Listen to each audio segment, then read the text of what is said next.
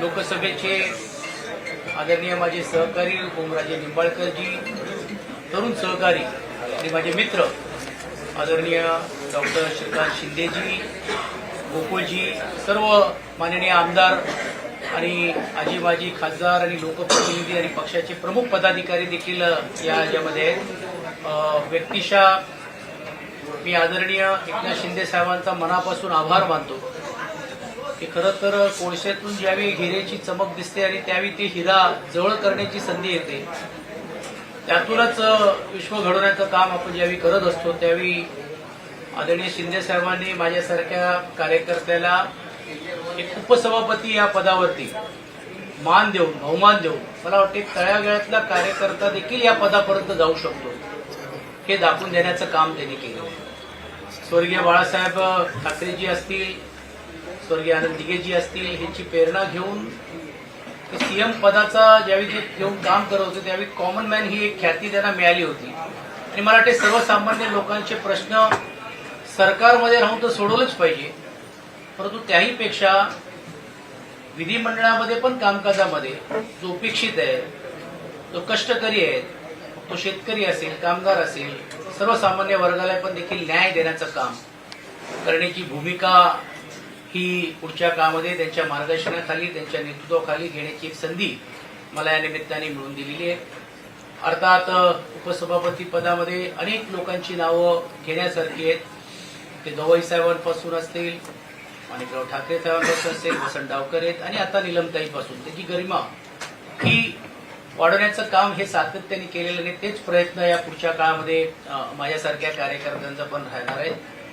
हे करत असताना पण देखील पक्ष संघटना अजून कशी वाढेल, विशेषतः ग्रामीण भागामध्ये पण देखील आज पक्ष संघटना वाढलेलीच आहे, परंतु ज्या भागामध्ये लोकप्रतिनिधी नाही त्या भागामध्ये अजून ताकद कशी या शहरामध्ये आणि विशेषतः भागामध्ये आपल्याला निर्माण करता येईल हा बघण्याचा मानस घेऊन मी आदरणीय शिंदे साहेबांबरोबर जिद्दीने आणि जोमाने काम करण्याचा निर्णय घेतलेला आहे आणि त्यांनी मला हे बहुमान दिल्याबद्दल मी त्यांचे आभार मानतो। मला या गोष्टीची जाणीव आहे की अनेक राजकीय प्रश्न आपल्या मनामध्ये पण आहेत, पण तो वेळेवरती कशा पद्धतीने उत्तर द्यायचं, कशा पद्धतीने त्याच्याबद्दल बोलायचे हे एक वेगळ्या व्यासपीठावरती आपल्याला सर्वांना बोलता येईल। ठीक आहे, आता काही टीका करतील, आरोप करतील, परंतु जोपर्यंत जसं शिंदे साहेबांनी सांगितलं की जोपर्यंत आम्ही बरोबर आहोत तोपर्यंत चांगले आहोत, आम्ही नाही आहोत तर मग ते कसे नालायक आहेत असा जो प्रयत्न काही लोकांच्या बद्दल होतो हे दुर्दैवी आहे। म्हणूनच मला असं वाटतं की ते एका वेगळ्या व्यासपीठावरती ती भूमिका निश्चितपणे मी मांडली। परत एकदा आपल्या सर्वांचं स्वागत, आभार आणि विशेषतः आदरणीय शिंदे साहेबांनी जी जबाबदारी दिलेली आहे पूर्ण ताकदीने ती मी निभवल्याशिवाय राहणार नाही हा आत्मविश्वास मी तुम्ही नाराज होऊन आलेला आहात का? तुम्ही नाराज आहात का? ठाकरेंच्या पक्षात ठाकरेंच्यामध्ये काही नाराजी होती का नाराज आहात का? मी या अगोदर देखील सांगितलेलं आहे की राजकीय व्यासपीठावरती या सर्व प्रश्नाला उत्तर देईन।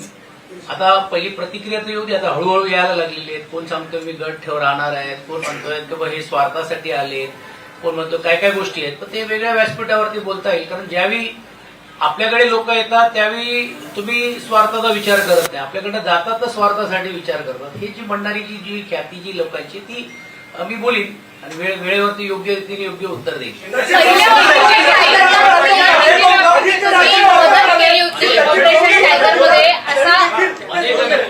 एक लक्षात ठेवलं पाहिजे की आदित्यजी असतील, उद्धवजी असतील, यांनी जी जबाबदारी दिली शेवटपर्यंत ती जबाबदारी मी पार पाडण्याचं काम विधिमंडळामध्ये केलेलं आहे। आदरणीय शिंदे साहेब पण त्या गोष्टीला साक्षी आहे की एक पक्षाची ज्यावेळी भूमिका असते किंवा एक विचार असतो त्यावेळी आपण ती भूमिका ज्यासाठी आपण आहोत मांडण्याचं काम आपण करतो। जिकडे अयोग्य वाटत आहे, जिकडे योग्य वाटलं असेल तिकडे शासनाचं कौतुक देखील केलेलं आहे आणि जर काहींना विसर पडलं असेल की विधानसभा असेल, दोन्ही विधानसभा असेल, महानगरपालिका असेल, यामध्ये माझं काय योगदान आहे हे त्या भागातल्या लोकांना माहिती आहे।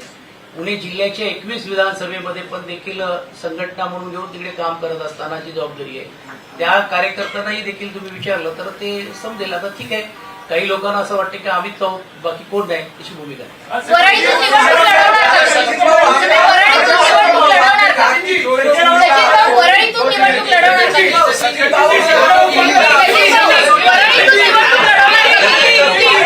एकनाथ शिंदे साहेब जी जी जबाबदारी देतील ती जबाबदारी पूर्ण ताकदीने मी पार पाडणार. सचिव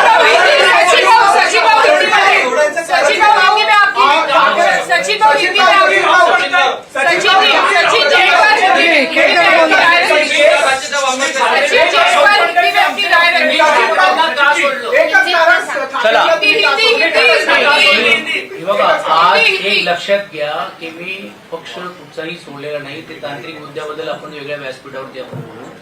पण एक गोष्ट नक्की आहे की आज एवढ्या उपसभापती पदाची जर आज शिंदे साहेबांनी ही जबाबदारी दिल्यानंतर हे मला असं वाटतं माझ्यासारख्या कार्यकर्त्याला बहुमान आहे आणि तो बहुमान ठेवून मी पुढे काम करण्याचा माझा असा काही अनुभव नाहीये. एक गोष्ट स्पष्ट मी सांगतोय. पण मी जसं सांगितल्याप्रमाणे स्वर्गीय बाळासाहेब ठाकरे यांचा विचार घेऊन ज्या पद्धतीने शिंदे साहेब काम करतात तो आकर्षण आहेतच ना, कोणीच न करतात. आणि हे माझ्या पुरतं नाहीये. खाजगीत जर तुम्ही अनेक लोकप्रतिनिधीला विचारलं तर ते तुमच्या सर्वांच्या लक्षात येईल. आणि मग असा नेता ज्यावेळी पुढाकार घेऊन एक जबाबदारी माझ्यासारख्या कार्यकर्त्याला देतो त्यावेळी तो विचार पुढे घेऊन जाण्याची जिद्द आणि धमक ही आमच्यामध्ये आणि आम्ही कामाने दाखवून दिलेलं. आणि तुम्ही मग काय होतो आता तुम्हाला राजकीय आज थोडा जरा संयम ठेवायचा आहे. काही लोकांनी जे आयुष्यात काही दगड उचललं नाही ते आता आम्हाला शिकवायला लागले तर कसं व्हायचं.